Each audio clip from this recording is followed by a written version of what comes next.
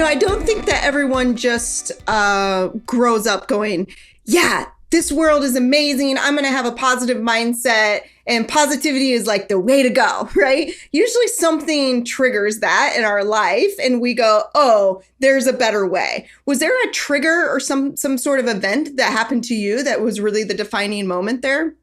Yeah, for sure. I mean, in the book, I talk about some of my setbacks and some of my failures along the way. And when I was going off to college and coming out of college, I just had these big dreams and I thought everything was going to be a straight line to success. And lo and behold, as I started a couple of businesses and was in a couple other situations, all of a sudden I had some failures and I was wondering, my gosh, maybe I'm not good enough, right? Maybe I need to settle for something much less than I originally envisioned when I was younger.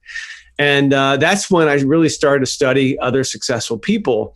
And it dawned on me as I studied other successful people from all walks of life, how I heard about people that we see and put on a pedestal today. And we just assume that these people who have been amazing successes had this kind of straight line. They had all the luck, they had all the skill and talent, and it just kind of was natural for them. And they just elevated to success without any bumps or bruises along the way.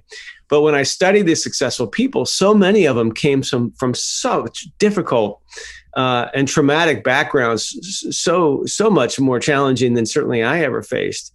And many of them had so many failures and bumps and bruises along the way. And so that became, and that study of the successful people basically became the foundation, because I saw these common themes for what would become my book, the 9 steps.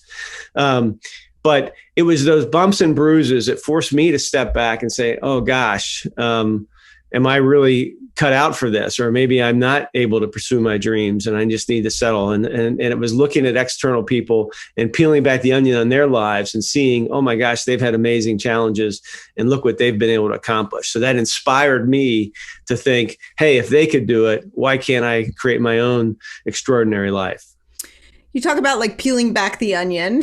I love that analogy.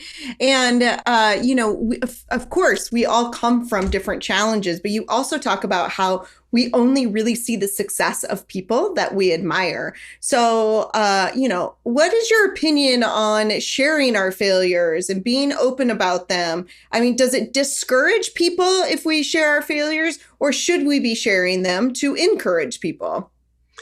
That's a great question. I mean, I don't think I'd go running around from everybody I meet to talk about all the failures I've had in my life, but I talk a lot about in the book about finding champions in your life. And those are people who you trust and can be your confidants and can hold you accountable and pick you up when things aren't so well.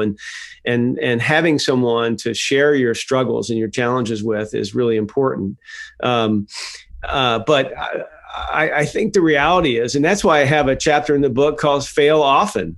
That's one of my chapters, literally one of the steps in the book, because if we're not failing, we're not pushing our limits. We're just staying within our safe cocoon that says, hey, if I don't make any mistakes, everything's going to be fine. No one's going to make fun of me. No one's going to question why I'm doing something.